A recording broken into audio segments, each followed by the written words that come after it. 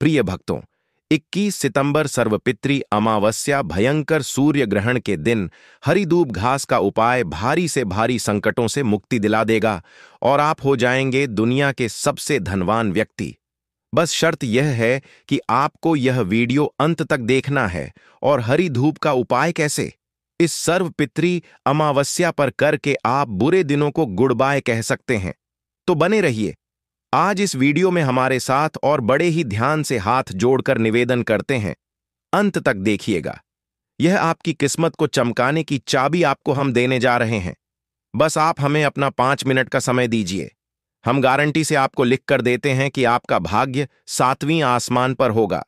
दुनिया की कोई ताकत आपको धनवान होने से नहीं रोक सकती, क्योंकि इस बार 500 वर्षों के दुर्लभ सहयोग के बाद ऐसा दिन देखने को प्राप्त हो रहा है जो शायद आपको अपने जीवन में कभी प्राप्त ना हो, क्योंकि सर्वपितृ अमावस्या के दिन सूर्य ग्रहण है। और उससे पहले जब पितृपक्ष प्रारंभ हुआ था तो चंद्र ग्रहण देखने को प्राप्त हो रहा था। बस यही कारण है आपकी किस्मत को चमकाने का, क्योंकि इस दिन ग्रह नक्षत्र के हिसाब से ऐसा दुर्लभ संयोग बन रहा है। एक ऐसा समय आपको प्राप्त होने जा रहा है जिस समय पर आपको हरी धूप घास का उपाय आपकी कामनाओं को पूर्ण करने का एक सुनहरा मौका देने वाला है। दोस्तों, सर्वपितृ अमावस्या के दिन हरी धूप घास का उपाय कर लेने से छप्पर फाड़कर धन की बारिश होने वाली है।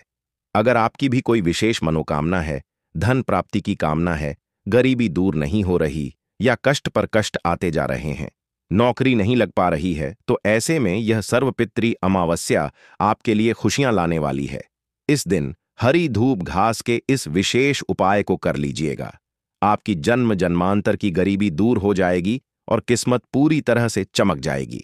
दोस्तों, आज हम आपको बताने वाले हैं कि अगर आपने पितृपक्ष के दौरान दान दर्पण कुछ किया या ना किया, पिंडदान किया या ना किया, गए या ना गए, या फिर पितरों को प्रसन्न करने के लिए उनके निमित्त भोजन दान अन्न कुछ भी किया ना किया, परंतु इस हरी धूप घास के उपाय को सर्पित अमावस्या के दिन जरूर से कर लेना। आपको कुछ करने की जरूरत नहीं पड़ेगी और आपकी किस्मत पूरी तरह से चमक जाएगी। आज के इस वीडियो में हम आपको आपकी किस्मत को चमकाने का एक ऐसा उपाय बताने वाले हैं जिस उपाय को करने मात्र से आपकी पूरी तरह से किस्मत पलट जाएगी और आप होंगे दुनिया के सबसे ज्यादा धनवान और सुख समृद्धि से भरे इंसान। यह धव घास जो होती है, यह कोई साधारण नहीं होती। यह बिगड़े हुए कार्यों को बनाने का काम करती है। दुनिया की ऊंचाइयों को छूने लग जाएंगे।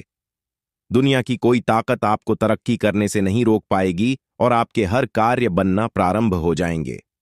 बस निवेदन इतना है कि इस वीडियो को बड़े ध्यान से अंत तक देखिएगा। अगर आपने इस वीडियो को बड़े ध्यान से अंत तक देख लिया तो दुनिया की कोई ताकत आपके कार्यों को सफलता की ओर जाने से नहीं रोक सकती है। बस आपको इस अमावस्या के दिन इस हरी धूप घास के महाविशेष उपाय को करना है। पूजा पाठ करें ना करें, व्रत करें ना करें, धूप दीप दिखाएं ना करें, परंतु इस धूप घास के उपाय को करने मात्र से माता लक्ष्मी आपकी ओर दौड़ी चली आएंगी। आपके सारे कष्ट दूर हो जाएंगे। आप लाखों रुपए खर्च करते हैं तो भी आपको ऐसी ज्ञान भरी जानकारियां कहीं नहीं मिलेंगी। इस वीडियो को बड़े ध्यान से अंत तक जरूर देखिएगा। दोस्तों, भगवान के द्वारा दिए गए एक ऐसे अनमोल तोहफे के बारे में बताने जा रहा हूं जिसके बारे में आपको कोई नहीं बताएगा, जिसे हम अक्सर एक छोटा सा कचरा समझ करके फेंक देते हैं, और असल में यह कचरा हीरे से भी बढ़कर होता है, जो हमारी किस्मत को पूरी तरह से बदल देता है। आज की इस सुंदर सी ज्ञानवर्धक वीडियो के द्वारा मैं आपको बताने जा रहा हूं कि आप इस जानकारी को लाखों रुपए खर्च करने के बाद भी प्राप्त नहीं कर पाएंगे। यह छोटी सी साधारण सी दिखने वाली घास आपकी किस्मत को कैसे ऊंचाइयों की ओर ले जाती है, कैसे आपकी किस्मत को चमका देती है। दोस्तों, जो बड़े बड़े पैसे वाले लोग होते हैं वह अपने घर के बाहर इस धूप घास को इसलिए लगाते हैं कि वे इनके उपाय करके इनका लाभ प्राप्त कर सकें। धूप घास जो होती है वह चमत्कारी शक्तियों से भरी होती है। इसके कई तरह के लाभ प्राप्त होते हैं। इसे तांत्रिक बहुत ही ज्यादा प्रयोग करते हैं और हमारे हिंदू धर्म में पूजा पाठ जितने भी होते हैं उन सभी में इस हरिद धूप घास का प्रयोग होता है। बिना इस हरिद धूप घास के आपकी पूजा सफल ही नहीं होती। दोस्तों, धूप घास चमत्कारी शक्तियों से भरी है। इसकी जो जड़ होती है उसमें स्वयं देवी गंगा बसती है। इसकी गुप्त जानकारी बहुत कम लोगों को पता होती है। धूप घास में देवी दुर्गा और प्रभु श्री गणेश जी को जो है समर्पित की जाती है, जिससे वे प्रसन्न होती हैं और आपके जीवन में आने वाले विघ्न और कष्ट दुख दरिद्रता को दूर करते हैं। प्राचीन शास्त्रों में इसके अनगिनत चमत्कारी फायदे तो बताए गए हैं। इसमें मैं आप लोगों को कुछ ऐसे आयुर्वेदिक फायदे बताऊंगा और तांत्रिक प्रयोग बताऊंगा। साथ ही साथ धार्मिक प्रयोग भी बताऊंगा जो आपको इस पितृ अमावस्या के दिन कर लेने हैं। इन विशेष उपायों को एक बार जरूर करना, बिल्कुल छोड़ना मत। अगर गलती से मिस कर दिया ना यह वीडियो तो यह समझो कि आप पूरी जिंदगी पछताते रहोगे। दोस्तों, इस पितृ अमावस्या के कुछ नियम होते हैं। उन नियमों को जानना भी जरूरी होता है। इस बार इस पितृ अमावस्या पर सूर्य ग्रहण देखने को भी प्राप्त हो रहा है। ऐसे में यह हरी धूप घास का उपाय आपको इस ग्रहण के अशुभ प्रभाव से बचा देगा। दोस्तों, अगर आपने इस जानकारी को पूर्ण तरीके से अंत तक देख लिया तो यकीन मानिए कि मैं आपसे वादा करके कहता हूं कि आपकी हर प्रकार की समस्या का समाधान आपको प्राप्त हो जाएगा। अगर आपके घर में कंगाली पैर पसार कर बैठ गई है, मेहनत करने के बाद भी फल प्राप्त नहीं हो रहा, बहुत ज्यादा प्रयत्न करने के बाद भी आपको थोड़ा बहुत फल प्राप्त होता है, यानी कि अत्यधिक परिश्रम करने के बाद थोड़े बहुत पैसे घर में आते हैं और वह भी रोग बीमारियों में खर्च हो जाते हैं, इसका मतलब यह है कि घर में दरिद्रता पूरी तरह से बाज पड़ गई है और आपके घर में पितृदोष भी लगा हुआ है, जिसकी वजह से आप तरक्की नहीं कर पा रहे। दुनिया आपसे आगे निकलती जा रही है और आप वहीं के वहीं हैं। आप प्रयास भी कर रहे हैं, फिर भी आपको नाकामयाबी मिलती ही जा रही है। तो आपको उसके लिए यह विशेष उपाय जरूर से करने चाहिए जो हमारे धर्मशास्त्रों में बताए गए हैं। परंतु आज के समय में लोग इन धर्मशास्त्रों के उपायों को महत्व नहीं देते, जिसकी वजह से वे कष्ट भोगते रहते हैं। दोस्तों, इन उपायों को करने मात्र से आपके मन को शांति मिलती है, कार्य में सफलता आती है और बड़ी निष्ठा और नियम के साथ जब आप इनका पालन करते हैं तो भगवान स्वयं साक्षात लक्ष्मी नारायण आपके बिगड़े कार्यों को बनाते हैं।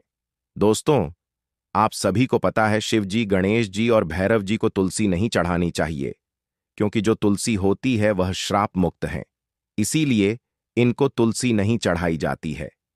ऐसा कहा जाता है कि ऐसा करने से वे नाराज होते हैं। तो ऐसे में आप रविवार के दिन ना तो तुलसी को छुएं और ना ही इन तीन देवों पर कभी भूलकर तुलसी चढ़ानी चाहिए। अब मैं आपको यह जानकारी इसलिए बता रहा हूं क्योंकि कई माताएं बहनें ऐसी गलतियां कर देती हैं। देखिए, रविवार के दिन सर्वपितृ अमावस्या पड़ रही है, तो ऐसे में आपको एक विशेष उपाय यह करना है कि आप जो है इस दिन गाय माता को रोटी खिलाएं, गाय माता को हरा चारा जरूर से खिलाएं और उस हरे चारे में हरी धूप घास अगर आप अपने हाथों से लेकर आते हैं और गाय माता को खिलाते हैं तो यह सबसे ज्यादा पवित्र पावन माना जाता है, क्योंकि सर्वपितृ अमावस्या के दिन हमारे जो पितृ होते हैं वह पृथ्वी से अपने लोक को वापस जाते हैं। ऐसे में पितृ जो होते हैं वह हमारे गाय में भी विद्यमान रहते हैं। अगर गाय को हरा चारा खिलाया जाता है तो पित्त अगर कहीं गलती से आपसे नाराज रहते हैं तो वे गाय के माध्यम से आपके द्वारा खिलाए गए हरे चारे रोटी गुड़ से प्रसन्न होकर के आपको आशीर्वाद देकर जाते हैं। घर में पितृदोष की वजह से बड़ी बड़े संकट आते हैं, बड़ी बड़ी अशुभ घटनाएं आपको देखने को प्राप्त होती हैं। पितृ जब नाराज होते हैं तो घर का कोई कार्य सफल ही नहीं होने देते हैं। तो ऐसे में पितृ अमावस्या के दिन गाय माता की जितनी हो सेवा जरूर से करनी चाहिए। इस दिन भगवान विष्णु की पूजा की जाती है। गंगा नदी में आप इस दिन स्नान इत्यादि जरूर करें। गया जी में दान दर्पण किए जाते हैं, क्योंकि दोस्तों यह सरपित्र जो अमावस्या होती है यह पितृपक्ष का आखिरी दिन होता है और इस दिन पितृ जो है अपने लोक जाते हैं। इस अमावस्या को महालय के नाम से भी जाना जाता है। इस दिन पितरों की आत्मा की शांति के लिए तर्पण, पिंडदान, साध कर्म जैसे चीजें कर की जाती हैं। पितृपक्ष का आखिरी दिन सरपित्री अमावस्या कहलाता है और इस दिन एक अद्भुत संयोग देखने को प्राप्त हो रहा है कि इस दिन आप सभी को सूर्य ग्रहण भी देखने को प्राप्त हो रहा है। हालांकि यह भारत में नहीं लगेगा, परंतु भारत के अंदर इसका जो प्रभाव है वह आपको देखने को जरूर प्राप्त होगा। इस दिन पितृदोष से मुक्ति के लिए तरह तरह के उपाय किए जाते हैं। पितरों की कृपा से जीवन में सुख शांति आती है।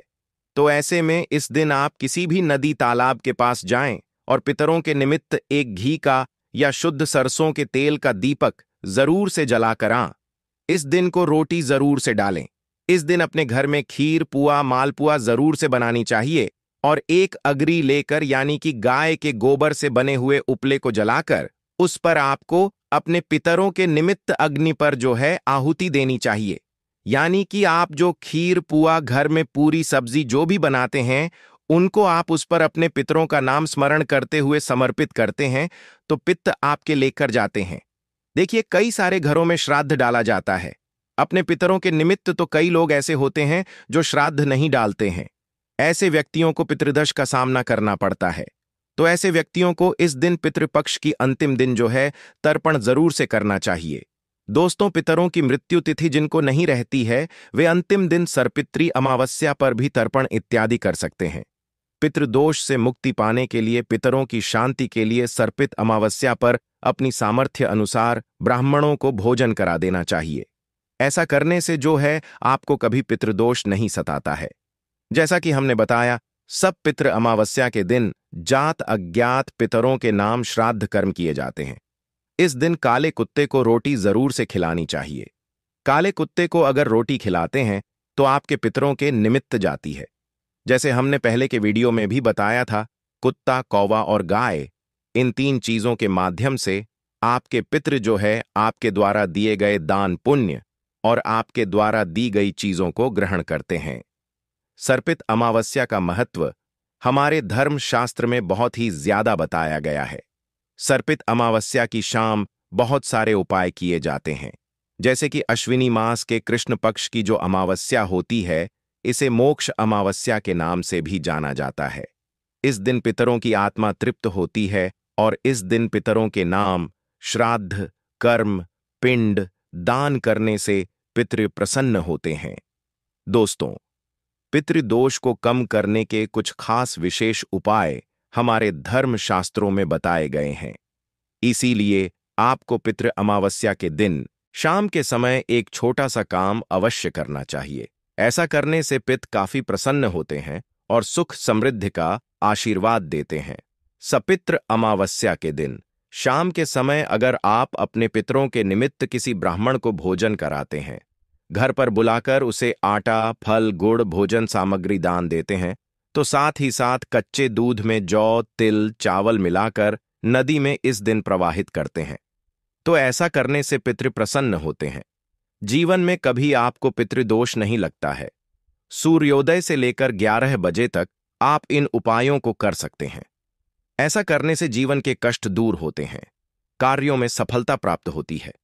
अगर आपके बच्चे नौकरी के लिए तैयारी कर रहे हैं तो आपको जरूर से इन उपायों को करना चाहिए। अमावस्या तिथि पर पीपल के वृक्ष में पितरों का वास होता है। सर्पित्री अमावस्या पर पीपल के पेड़ पर जल चढ़ाना चाहिए। जल में थोड़े से काले तिल डालकर समर्पित करनी चाहिए और गाय के शुद्ध घी का दीपक जलाना चाहिए। साथ ही किसी पवित्र नदी में काले तिल डालकर तर्पण करना चाहिए। ऐसा करने से पितृ प्रसन्न होते हैं और घर परिवार में पितरों के आशीर्वाद से सुख शांति बनी रहती है। दोस्तों, सर्पित्र अमावस्या के दिन गाय के गोबर से बने कंडे को जलाकर, जैसे मैंने पहले बताया, उस पर घी गुड़ और धूप रख लेने से और साथ ही साथ आपको यह विशेष मंत्र ओम पितृदेवाय नमः ओम पितृदेवाय नमः इस मंत्र का जाप करना चाहिए। अगर इस मंत्र का जाप ना कर पाएं तो आप अधर्म शास्त्र के अनुसार पितृदेवताभ्यो अर्पणम अस्तु पितृदेवताभ्यो अर्पणम मस्तु बोले, साथ ही पितरों को याद करें, गाय को हरा चारा खिलाएं। ऐसा करने से पितृ प्रसन्न होते हैं, उनकी आत्मा तृप्त होती है। साथ ही घर में कभी किसी चीज की कमी नहीं आती है। भौतिक सुख सुविधाएं आपकी बढ़ना प्रारंभ हो जाती हैं। सर्पित अमावस्या के दिन, जैसे कि मैंने बताया, गाय कुत्ते कोए को रोटी तो खिलाएं। साथ ही चींटियों के लिए भी अपने पितरों के निमित्त थोड़ा सा आटा भूनकर उसमें थोड़ा सा शक्कर मिलाकर जरूर से डालना चाहिए। इससे क्या होता है कि आपको आने वाले समय में किसी भी दुर्घटना का सामना नहीं करना पड़ता। साथ ही चावल के आटे से 5 पिंड बनाएं और इसे लाल कपड़े में लपेटकर नदी में प्रवाहित करें। ऐसा करने से आपके सभी कार्य आसानी से पूर्ण हो जाते हैं और पितरों का आशीर्वाद बना रहता है। दोस्तों, अगर किसी की कुंडली में पितृदोष लगा होता है, समस्याएं बढ़ रही होती हैं, तो किसी भी अमावस्या के दिन वैसे तो आप कोए चिड़िया कुत्ते को रोटी खिला सकते हैं, परंतु यह अमावस्या अगर आपको प्राप्त हो रही है तो इस अमावस्या को पितरों के निमित्त कुछ भी उनके मनपसंद चीज बना करके खिला सकते हैं। दोस्तों, जो व्यक्ति तमोगुणी, रजोगुणी और सतोगुणी होते हैं, उन्हें उन जीव आत्मा को मरने के बाद प्रेत योनि में जाना पड़ता है। ऐसी आत्माएं पृथ्वी पर ही भटकती रहती हैं। ऐसी आत्माएं तमोगुणी होती हैं, अतः इनकी मुक्ति अवश्य करनी चाहिए। अगर आपके पितृ भी ऐसे हैं, तो आपको अपने पितृ विसर्जन के दिन पितृ से आए हुए पितों की विदाई करते समय उस दिन 3 या 6 ब्राह्मणों को सामर्थ्य के अनुसार भोजन कराकर उन्हें वस्त्र और दक्षिणा आदि देकर विदा करें। शाम को घी का दीपक जलाकर पितरों से आशीर्वाद प्राप्त करें। यह दीपक आप नदी तालाब के पास जलाएं, नहीं है तो अपने पानी पीने के मटके के पास में जरूर जलाएं। शाम के समय अपने घर के मुख्य दरवाजे पर दीपक जरूर से जलाना चाहिए।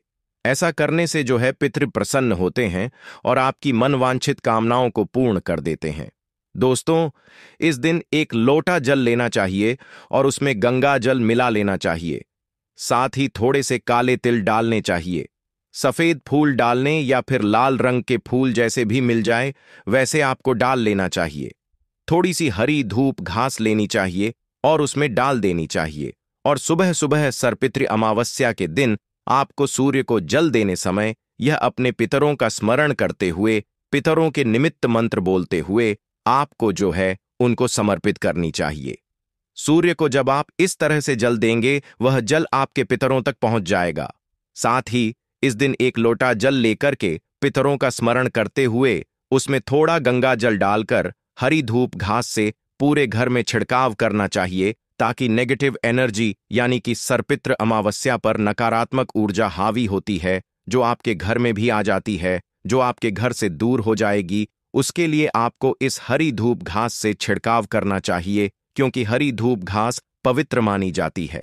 दोस्तों, ऐसा माना जाता है कि सरपित्र अमावस्या की रात्रि अगर गाय गलती से भी आपके घर आ जाए और रवाने लग जाए तो यह शुभ संकेत मानी जाती है।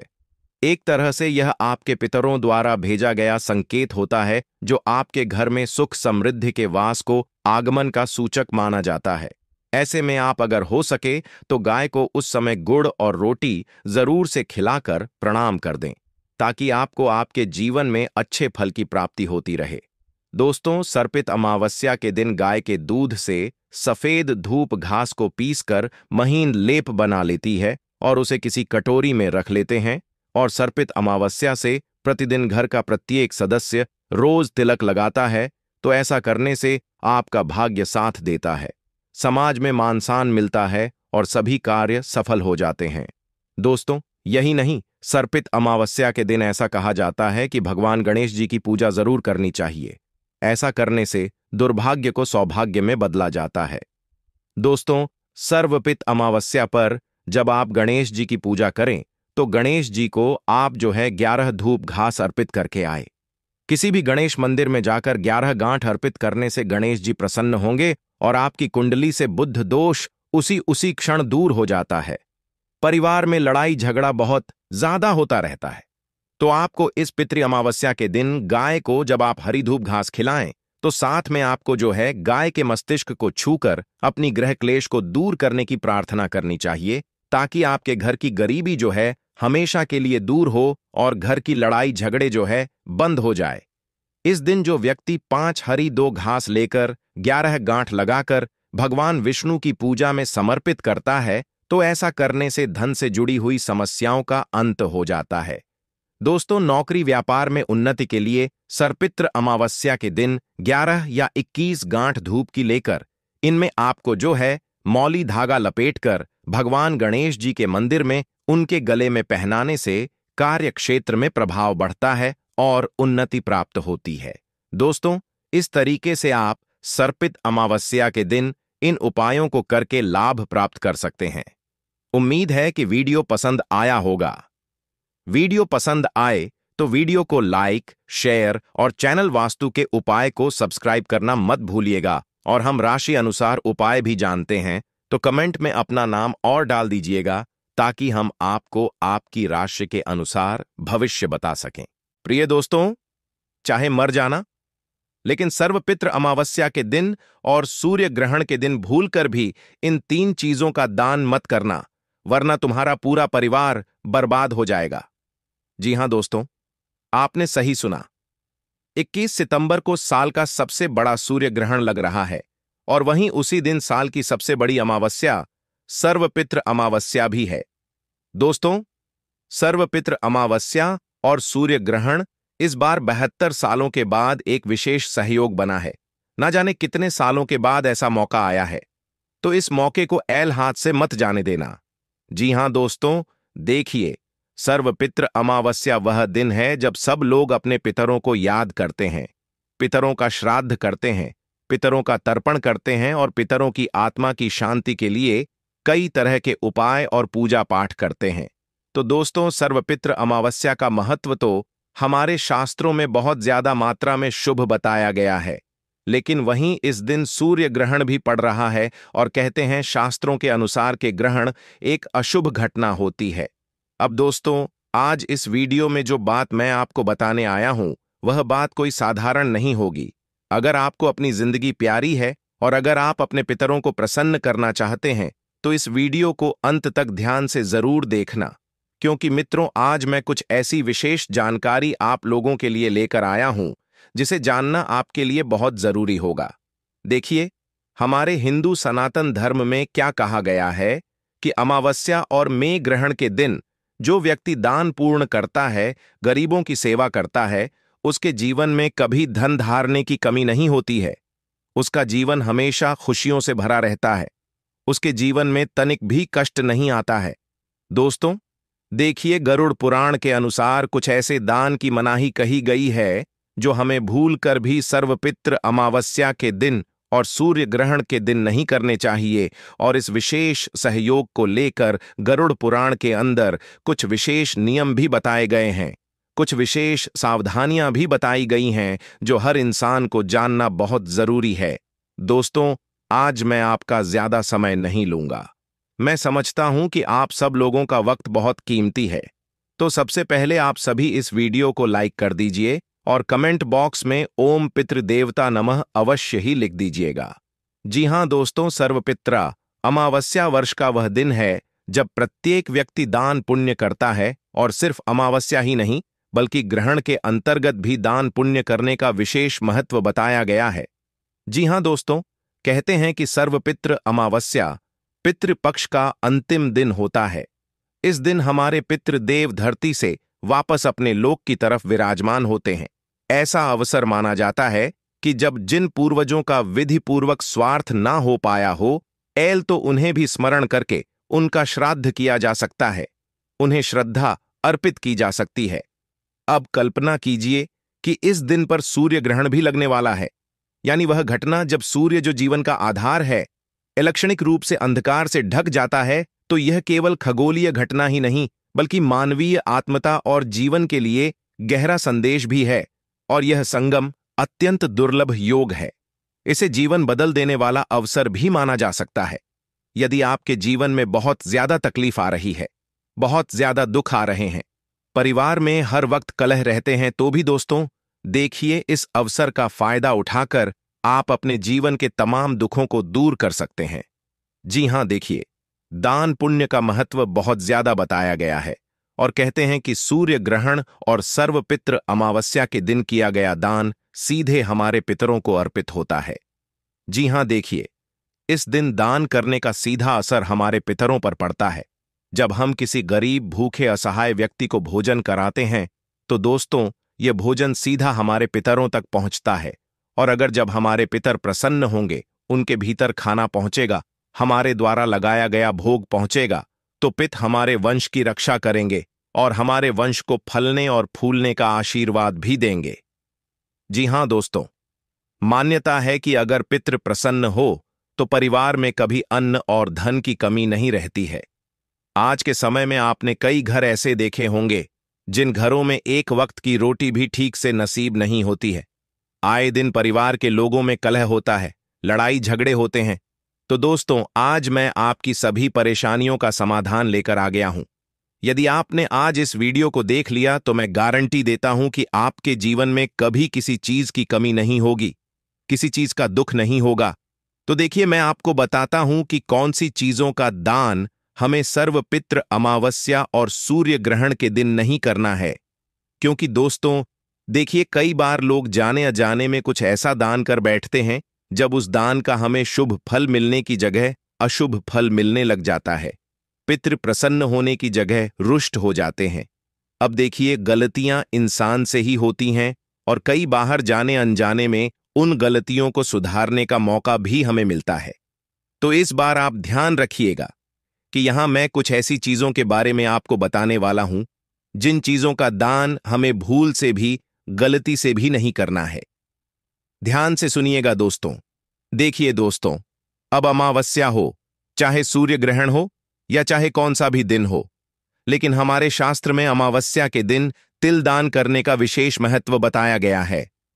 जी हां दोस्तों, कई सारे लोग अमावस्या के दिन तिल का दान करते हैं, लेकिन क्या आपको पता है कि इस बार आपका यह एक छोटा सा दान आपके जीवन से आपकी खुशियां भी छीन सकता है? दोस्तों आइए मैं आपको बताता हूं कि हमारे शास्त्रों में बताया गया है कि सामान्य अमावस्या पर काले तिल का, प्रिय माताएं बहनें सावधान हो जाइए, क्योंकि 21 सितंबर 2025 को ऐसा खगोलीय घटनाक्रम घटने वाला है जिसका असर आने वाले 72 सालों तक याद रखा जाएगा। ज्योतिष शास्त्रों में साफ कहा गया है कि जब अमावस्या और सूर्य ग्रहण एक साथ पड़ते हैं तब पूरी प्रकृति विचलित हो उठती है। आकाश काला पड़ जाता है, पक्षी असमय लौट जाते हैं और धरती पर एक अजीब सी कंपी दौड़ जाती है। लेकिन असली डर तो यह है कि इस ग्रहण का असर हर किसी पर समान नहीं पड़ेगा। कुछ राशियों की किस्मत तो अचानक चमक जाएगी, लेकिन 5 राशियां ऐसी भी होंगी जिन पर विपत्ति का साया मंडराने लगेगा। धन का नाश, परिवार में कलह, स्वास्थ्य संकट और यहां तक कि जीवन मरण तक का खतरा। शास्त्र कह रहे हैं कि इन राशियों के लिए यह ग्रहण बेहद अशुभ संकेत लेकर आ रहा है। याद रखिए, यह कोई साधारण ग्रहण नहीं है। पूरे 72 वर्षों के बाद बन रहा यह चतुर्ग्रही संयोग इतनी प्रचंड ऊर्जा लेकर आएगा कि जिनके सितारे कमजोर होंगे उनके जीवन में एक के बाद एक संकट बरसने लगेंगे। मंदिरों में पूजा पाठ रुक जाएगा, घरों में शुभ कार्य वर्जित हो जाएंगे और भोजन तक पर रोक लग जाएगी। अब सवाल यह है, क्या आपकी राशि उन 5 दुर्भाग्यशाली राशियों में से एक है? क्या यह ग्रहण आपकी जिंदगी को पल भर में बदल देगा? या फिर आप उन चुनिंदा लोगों में से हैं जिन्हें इस दिन सूर्यदेव और माता लक्ष्मी का आशीर्वाद मिलेगा? इस राज्य को जानने के लिए आपको वीडियो अंत तक देखना ही होगा, क्योंकि जवाब छुपा है उन्हीं पन्नों में जिनकी ओर अब हम बढ़ने वाले हैं।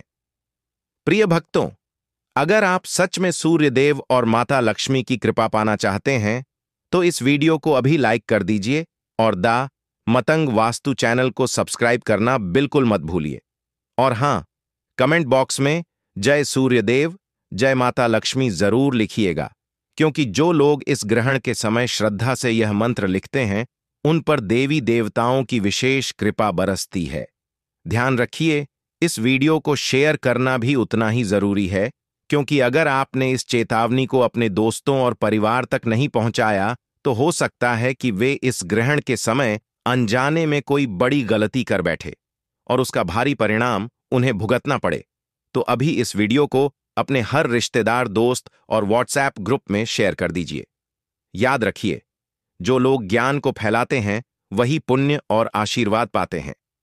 दोस्तों, साल 2025 में कुल 4 ग्रहण पड़े हैं, जिनमें से 2 सूर्य ग्रहण और 2 चंद्र ग्रहण हैं। यानी कि इस साल 2025 में जो पहला चंद्र ग्रहण था वह 14 मार्च 2025 को लग चुका है। इसके बाद में 29 मार्च 2025 को सूर्य ग्रहण लगा था। यानी कि मार्च के महीने में हमने दो बड़े ग्रहण देखे, 14 मार्च को चंद्र ग्रहण और 29 मार्च को सूर्य ग्रहण। इसी क्रम में सितंबर के महीने में भी दो बड़े ग्रहण पड़ रहे हैं, यानी कि 7 सितंबर को चंद्र ग्रहण लगा था और इसी क्रम में अंतिम साल 2025 का अंतिम सूर्य ग्रहण 21 सितंबर 2025 को लगने जा रहा है। आप सभी को बता दूं कि ज्योतिष शास्त्र में सूर्य ग्रहण को बड़ी ही अशुभ घटना के रूप में देखा जाता है, क्योंकि सूर्य ग्रहण के दौरान सूर्य पीड़ित अवस्था में होते हैं और अशुभ फल देते हैं, क्योंकि इस दौरान सूर्य की शक्ति बिल्कुल ही क्षीण होती है। इस समय वे कष्ट में होते हैं और इस दौरान हमें कोई भी शुभ फल की प्राप्ति नहीं होती है। तो इस समय हमें बिल्कुल ही शुभ कार्यों को करने की मनाही की जाती है। खास तौर पर कोई भी शुभ कार्य सूर्य ग्रहण के दौरान हमें नहीं करना चाहिए। सूर्य ग्रहण तब लगता है जब चंद्रमा पृथ्वी और सूर्य के बीच से गुजरता है और पृथ्वी पर अपनी छाया डालता है, जिससे सूर्य की रोशनी पूरी तरह या फिर आंशिक रूप से बाधित हो जाती है। यह घटना केवल अमावस्या के दिन ही होती है और जब चंद्रमा सूर्य के कुछ हिस्से को ढकता है तो इसे आंशिक सूर्य ग्रहण कहा जाता है, और जब चंद्रमा सूर्य को पूरी तरह से ढक लेता है, जिसे एक पूर्ण ग्रहण कहा जाता है या फिर पूर्ण सूर्य ग्रहण कहा जाता है। आप सभी को बता दूं कि साल 2025 में 21 सितंबर को लगने वाला यह सूर्य ग्रहण एक आंशिक सूर्य ग्रहण होगा। इसमें पृथ्वी चंद्रमा को पूरी तरह से नहीं ढकेगी और यह सूर्य ग्रहण 21 सितंबर को अश्विन मास के कृष्ण पक्ष की अमावस्या तिथि को लगेगा और भारतीय समय अनुसार यह ग्रहण रात 10:59 से शुरू होकर आधी रात करीब 3:23 तक चलेगा। इसका सबसे भयावह मध्यकाल होगा रात 1:11 पर। सोचिए जरा, आधी रात के सन्नाटे में जब चांद और सूरज आमने सामने टकराएंगे तो इसका असर सिर्फ आकाश में नहीं, हमारी जिंदगी पर भी गहरा होगा। यह पूर्ण सूर्य ग्रहण होगा। इसका प्रभाव पूरे विश्व पर दिखाई देगा। वैज्ञानिकों के अनुसार जब चंद्रमा सूर्य और पृथ्वी के बीच आकर सूर्य की रोशनी को पूरी तरह से ढक देता है, तभी यह अद्भुत खगोलीय घटना घटती है। इसे ही सूर्य ग्रहण कहा जाता है। संपूर्ण सूर्य ग्रहण को वैज्ञानिक भाषा में टोटल सोलर एक्लिप्स कहा जाता है। जब चंद्रमा पूरी तरह सूर्य को ढक लेता है, तब सूर्य की किरणों का केवल बाहरी किनारा ही चमकता है और आकाश एकदम काला नजर आने लगता है। यही दृश्य बेहद रहस्यमय और अलौकिक प्रतीत होता है। दोस्तों, इस बार के सूर्य ग्रहण के समय चतुर्ग्रही योग भी बन रहा है, जिसमें महालक्ष्मी योग, धन योग, नक्षत्र योग, अमृत सिद्धि योग जैसे अद्भुत योग बनेंगे। इन योगों का सीधा लाभ 5 राशि वालों को प्राप्त होने वाला है। आपकी जानकारी के लिए हम यह भी बता दें कि इसी दिन आश्विन अमावस्या भी पड़ रही है। शास्त्रों में इस अमावस्या तिथि को विशेष महत्व दिया गया है। कहा गया है कि इस दिन माता लक्ष्मी जी अत्यंत प्रसन्न मुद्रा में रहती हैं और अपने भक्तों पर असीम कृपा बरसाती हैं। इसी वजह से इन 5 राशियों को विशेष रूप से माता लक्ष्मी जी का आशीर्वाद मिलने वाला है। सूर्य ग्रहण होकर हमारी भक्ति सुन रही है। 8वां संकेत जो कि माता हर वक्त को नवरात्रि के दिनों में जरूर ही देती है। अचानक संकट का टल जाना। अगर नवरात्रि में आपके जीवन का कोई बड़ा संकट अचानक बिना अधिक प्रयास के टल जाए तो समझ लीजिए यह केवल मां की कृपा से हुआ है। यह संकेत हमें यह बताता है कि मां ने अपने भक्त का हाथ थाम लिया है और उसके जीवन में आने वाले हर तूफान को शांत कर दिया है। ऐसे समय पर भक्त का विश्वास और भी गहरा हो जाता है। नवा और आखिरी संकेत, पूजा में अर्पित फूल का ताजा रहना।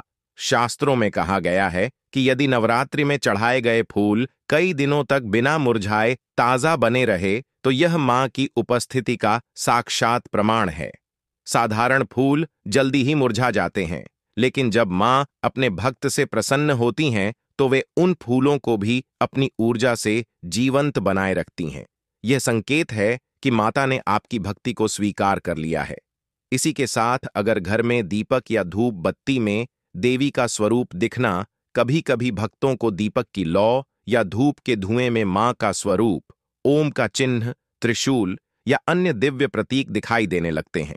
यह सर्वोच्च संकेत है कि मां आपके समीप खड़ी होकर आपको आशीर्वाद दे रही हैं। यह अनुभव भक्त के जीवन को पूरी तरह बदल देता है और उसे यह अनुभव होता है कि वह वास्तव में मां के दिव्य सानिध्य में है। भक्तों, अगर आपके जीवन में नवरात्रि के पावन दिनों में इनमें से कोई भी दिव्य संकेत प्रकट हो जाए, तो यह निश्चित मान लीजिए कि मां आपके घर में विराजमान होकर आपकी हर मनोकामना पूर्ण करने वाली है।